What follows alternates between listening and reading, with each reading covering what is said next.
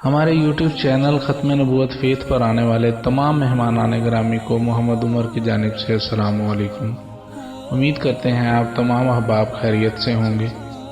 ناظرین گرامی، جو دوست ہمارے چینل پر نئے ہیں ان سے گزارش ہے کہ وہ ہمارے چینل پر موجود پچھلی تمام ایپیسوڈز بالترتیب ملاحظہ فرما کر مستفید ہوں۔ ناظرین گرامی، ہمارا آج کا موضوع محمد رسول اللہ صلی اللہ علیہ وآلہ وسلم کی شان اور سیرت نبی صلی اللہ علیہ وآلہ وسلم ہے۔ آج ہم آپ صلی اللہ علیہ وآلہ وسلم کی شان مبارکہ کا آغاز آپ صلی اللہ علیہ وآلہ وسلم کے سلسلہ نسب سے کریں گے اور آپ احباب تک اس علم کو پہنچائیں گے۔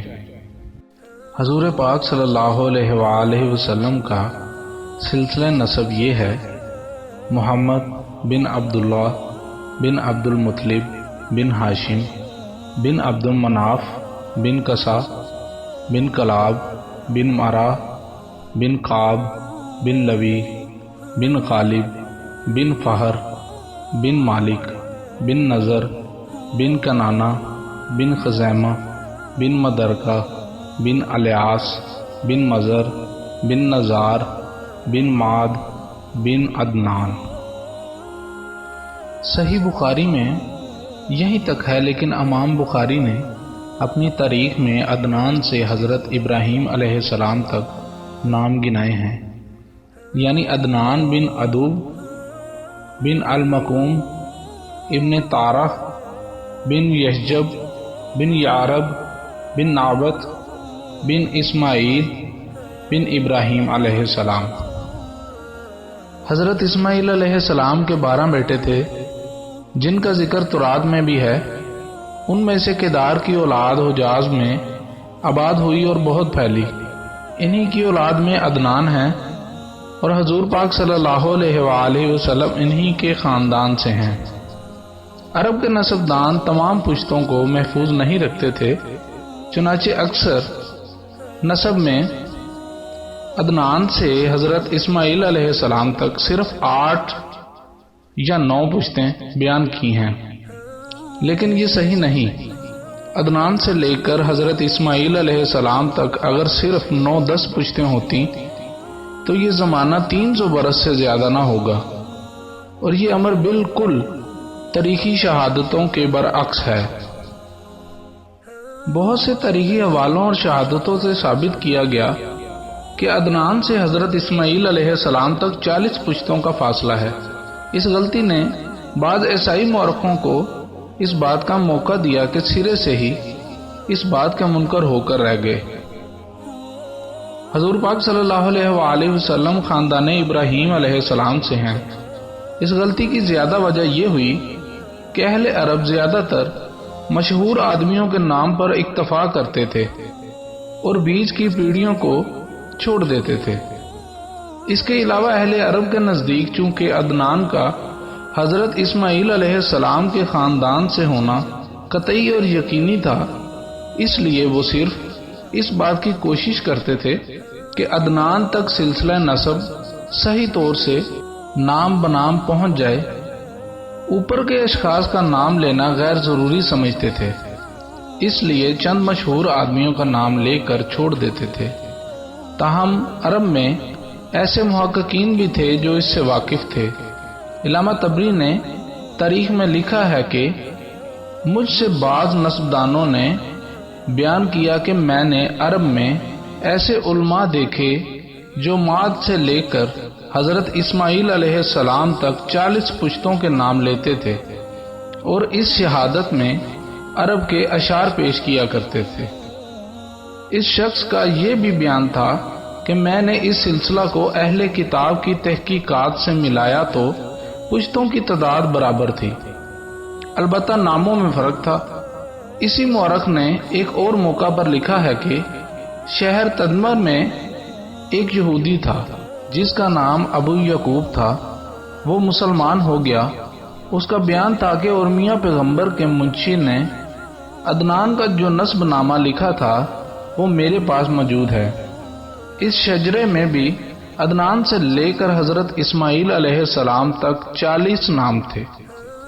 بہرحال یہ واقعہ یقینی ہے کہ عدنان حضرت اسماعیل علیہ السلام کی اولاد ہے اور آن حضرت صلی اللہ علیہ وآلہ وسلم عدنان کے خاندان سے ہیں۔ حضرت محمد صلی اللہ علیہ وآلہ وسلم کا خاندان اگرچہ معزز اور ممتاز چلا آتا تھا، لیکن جس شخص نے اس خاندان کو قریش کے لقب سے ممتاز کیا وہ نضر بن کنانہ تھے۔ بعض محققین کا کہنا ہے کہ ان کے نزدیک قریش کا لقب سب سے پہلے فہر کو ملا اور انہی کی اولاد قریشی ہے۔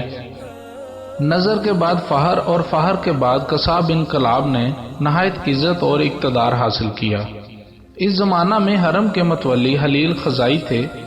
قصا نے حلیل کی صاحبزادی جن کا نام حبی تھا ان سے شادی کی تھی۔ اس تعلق سے حلیل نے مرتے وقت وصیت کی کہ حرم کی خدمت قصا کو سپرد کی جائے۔ اس طرح یہ منصب بھی ان کو حاصل ہو گیا۔ قصا نے ایک دارالمشورہ قائم کیا جس کا نام دارالندوہ تھا۔ قریش جب کوئی جلسہ یا جنگ کی تیاری کرتے تو اسی عمارت میں کرتے، قافلے باہر جاتے تو یہیں سے تیار ہو کر جاتے، نکاح اور دیگر تقریبات کے مراسم بھی یہیں ادا ہوتے۔ قصا نے بڑے بڑے نمایاں کام کیے جو ایک مدت تک یادگار رہے، مثلا سقایا اور رفادہ جو خدام حرم کا سب سے بڑا منصب تھا انہی نے قائم کیا۔ تمام قریش کو جمع کر کے تقریر کی کہ سینکڑوں ہزاروں کوس سے جو لوگ حرم کی زیارت کو آتے ہیں ان کی میزبانی قریش کا فرض ہے۔ چنانچہ قریش نے ایک سالانہ رقم مقرر کی جس سے مینا اور مکہ معظمہ میں حجاج کو کھانا تقسیم کیا جاتا تھا۔ اس کے ساتھ چرمی حوض بنوائے جن میں ایام حج میں پانی بھر دیا جاتا تھا کہ حجاج کا کام آئے۔ مشعر حرام بھی انہی کی ایجاد ہے جس پر ایام حج میں چراغ جلاتے تھے۔ چنانچہ ابن عبدریہ نے عبد الفرید میں تصریح کی ہے، قصا نے اس قدر شہرت اور اعتبار حاصل کیا کہ بعض لوگوں کا بیان ہے کہ قریش کا لقب اول انہی کو ملا۔ چنانچہ علامہ ابن عبدریہ نے عبد الفرید میں یہ بھی لکھا ہے اور یہ بھی تصریح کی ہے کہ قصا نے چونکہ خاندان کو جمع کر کے کعبہ کے آس پاس بسایا اس لیے ان کو قریش کہتے ہیں، کیونکہ تقریش کے معنی ہیں جمع کرنا، اسی بنا پر ان کو مجمع بھی کہتے تھے۔ چنانچہ قصا کی 6 اولاد تھی، عبد الدار، عبد المناف، عبد العزا، عبد بن قصا، تقمر اور برا۔ قصا نے مرتے وقت حرم محترم کے تمام مناصب سب سے بڑے بیٹے عبد الدار کو دیے، اگرچہ وہ سب بھائیوں میں ناقابل تھے، لیکن قصا کے بعد قریش کی ریاست عبد المناف نے حاصل کی اور انہی کا خاندان رسول اللہ صلی اللہ علیہ وآلہ وسلم کا خاص خاندان ہے۔ عبد المناف کے 6 بیٹے تھے، ان میں سے ہاشم نہایت صاحب سولت اور با اثر تھے۔ انہوں نے بھائیوں کو اس بات پر آمادہ کیا کہ حرم کے مناسب جو عبد الدار کو دیے گئے واپس لے لیے جائیں، وہ لوگ اس منصب عظیم کے قابل نہیں۔ عبد الدار کے خاندان نے انکار کیا اور جنگ کی تیاریاں شروع کی۔ بالآخر اس پر صلح ہو گئی۔ ناظرین گرامی، ہم اپنی اگلی ایپیسوڈ میں بیان کو یہاں سے ہی شروع کریں گے۔ اگر آپ کو ہماری ویڈیو پسند آتی ہے تو اسے لائک کریں، اپنے دوست احباب کے ساتھ اسے شیئر کریں، کمنٹ باکس میں اپنی قیمتی رائے کا اظہار کریں، ہمارے چینل کو سبسکرائب کریں اور بیل آئیکن کے بٹن کو ضرور دبائیں۔ اسی کے ساتھ اجازت چاہتا ہوں۔ اللہ آپ کا حافظ و ناصر ہو۔